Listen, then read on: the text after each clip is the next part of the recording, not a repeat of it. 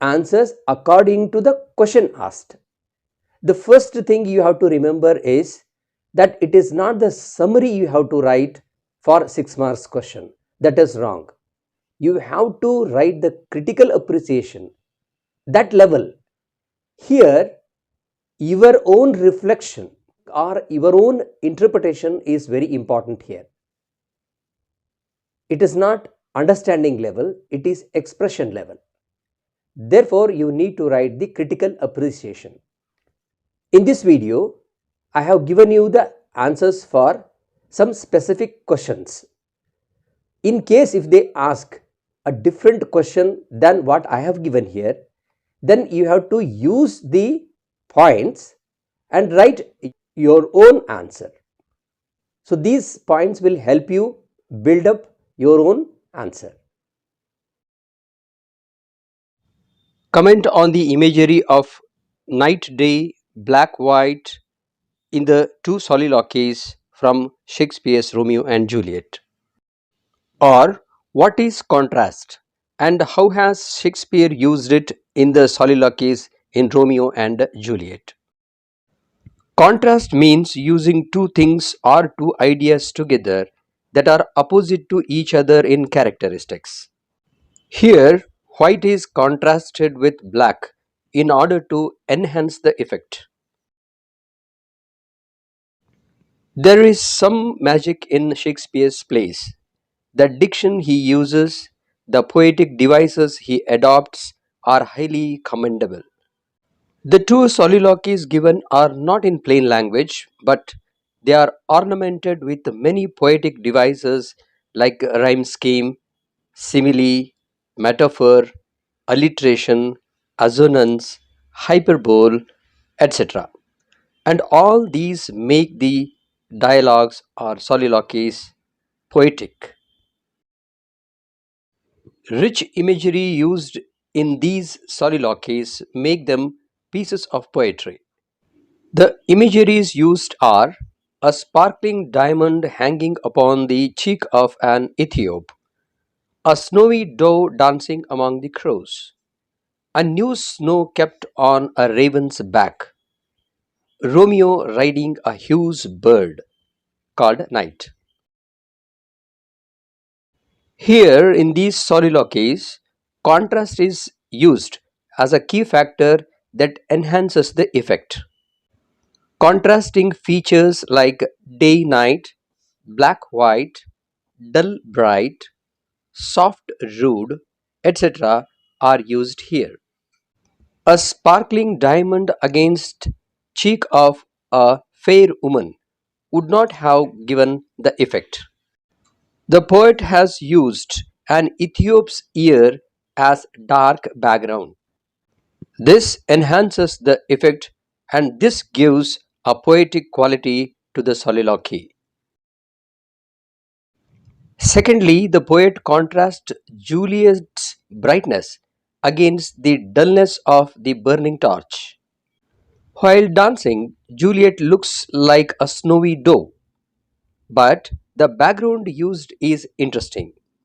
The other dancers look like crows. This black background enhances the effect. There is another imagery in which we find this black and white contrast. Romeo's fairness is compared to a new snow, but the black background is Raven's back. Yet another contrast is Romeo's rude hand against Juliet's soft hand. When Juliet falls in love with Romeo, it is the source of joy for her gloomy mood. Juliet calls Romeo day and night. This is how contrast has been used as a key factor in these soliloquies to enhance the effect. Apart from contrast, many other poetic devices have been used in these soliloquies that have made them pieces of poetry. The next question, question 2. Between Romeo and Juliet, whose love do you think is more passionate and intense? Though it is difficult to judge whose love is more passionate or intense or true without going through the complete play. Yet, a close observation of the two given soliloquies reveals that Juliet's love is more passionate, more intense, and true. When we observe closely what happened just before Romeo's chance encounter with Juliet, it is revealed that Romeo loved Rosalind intensely and passionately. Otherwise, he wouldn't have risked his life by entering into the enemy's premises. So, it could be inferred that Romeo's love for Juliet could be an infatuation. We can't take Romeo's words for granted that it is a true love. In his soliloquy, Romeo expresses his feeling of love by referring to her fairness and beauty. So, his love is based on the looks and it is restricted to physical beauty. As soon as Romeo looks at Juliet, he forgets Rosalind entirely. It is because Juliet was more beautiful than Rosalind. A doubt creeps up in a reader's or audience's mind that if he sees another maid who is more beautiful than Juliet, he could forget Juliet. On the contrary, Juliet's love goes beyond physical appearances. Juliet's love is so intense that she cannot think of Romeo's death. She cannot imagine Romeo's body perished. She wants Romeo to be immortal and live forever. So, she asks her people to cut his dead body into pieces and throw them into the sky so that all those pieces would turn into beautiful stars that twinkle in the sky forever. This shows that Juliet's love was more intense and true. One more question is possible here, but it is less likely to come. The question could be: critically examine the two soliloquies given in the unit Romeo and Juliet. So you may have to write the critical appreciation of this poem, or you could be asked to write the poetic elements or poetic devices that have been used in these two soliloquies. As it is less likely to come, but if you want to prepare for that also, then I have given some points regarding this question. These points are already there, so you can refer to my video assignment part 1. So simply you touch this black strip, you will get that video and watch that video and write down the points. You can make your own answer by using the points which have been given here now already and the points from the other video. Okay. Now, a question from Water. How does the poem Water demonstrate the disparity and discrimination in our society using water as a symbol? Poem Water is written in Telugu by Chalapalli Swaruparani and translated into English by Uma Burgubandha. This verse belongs to Dalit literature.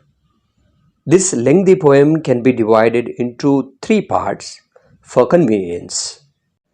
The first part focuses on the ugly practice of untouchability in our caste-ridden society and ill treatment and exploitation of untouchables by the so-called self-proclaimed upper caste people. Water is regarded as a mute witness to the ill treatment, sufferings, and exploitation of Dalits. And It is also the witness to the struggle against atrocities and loss of lives through generations. The poem begins with a note of hopelessness. It can be observed in the line, untouchability can never disappear. Our society is too much divided on caste system. The Panchama is highly discriminated and exploited. The agony of a Panchama who begs for a pot of water near the well, the humiliation of a young Vada girl, the righteous rage of Suvarthamma and its grave consequences, etc., show how people who belong to upper caste oppress and suppress the Dalits. The poet goes to the extent of telling that every drop of water contains the tears shed by Panchamas through centuries. Their blood flowed like streams, yet nothing has changed. Here also we find a note of hopelessness. In the second part, the poetess recollects her own experiences as a Dalit woman. Their long walk to fetch water that strained their neck, their weekly bath, Malapalle Vada burning to ashes due to the sheer indifference of upper caste people. Water is not just H2O for Dalits. It is a mighty movement like the Mahad struggle at the Chadar tank. We find a shift in thought in the third part. Now, water is made a protagonist and she talks about the characteristics of water, mainly focusing on its two extreme qualities, namely its strength and its weakness. Water can give life and it can take life. It is a demon. We, the human beings, are the puppets in its vicious hands. It is so cunning that it ignites fight between two entities like states or countries. The water that became tsunami now finds itself so weak and powerless when it sits innocently in Pepsi Man's bottle. The poetess warns us against exploitation by multinational companies that make huge profits by selling our own water to us in the name of mineral water. Now, let us take up the question from the poem on children. The poem on children does not focus merely on the lives of the children but also talks about the responsibility of parents. Explain. Sometimes there could be some change in the wordings, but any question, this is the answer. On Children is a free verse. Its tone is philosophy. It has a direct message to parents. We find good pieces of advice to the parents. It tells us how to raise or bring up children. It gives the do's and don'ts that every parent has to follow. This message to the parents has a far reaching implications on the good health of this ill society. According to Khalil Gibran, children belong to their parents is an illusion. The reality is that they are the children of their creator. A child has taken birth because his soul wished to be born. As it was his or her choice to be born, he or she should have the choice to lead a life. Everyone is an individual. One should have freedom of choice. The poet advises parents to adopt new ideas and opinions so that they mingle with their children emotionally. This bridges the generation gap. Parents should never force the children to follow them because life goes forward, not backwards. Children should be allowed to grow and develop freely. Gibran encourages parents to love their children as much as they please, but not to bind them in any way. The poet sees God as an archer, parents as God's bow, and children as live arrows. God shoots these arrows into the future. He has his plan of creation and destruction. He has his purpose. We have to make our life beautiful. So, prepare well for the examination. All the best. And this playlist will open up many videos for you. Touch it here.